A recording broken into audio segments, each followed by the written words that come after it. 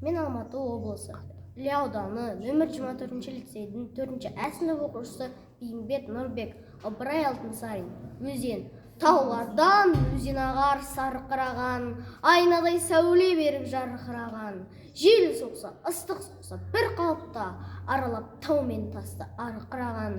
Көңілің суың ішсең ашылады, денеңе бар дертіңді қашырады. Өксіген оттай жанып жануарлар өзеннен рахат тауып басылады. Қынарда тілсіз тұрған тоғайлар да шуылдап желмен бірге бас ұрады. 10.000 мал айдап өтсең лай қалмайды. Тасыған өзен судың қуатымен көк шөп бітпеген жай қалмайды. Ел қыстап күн көреді жаныбында, дәм болар алуан балығында.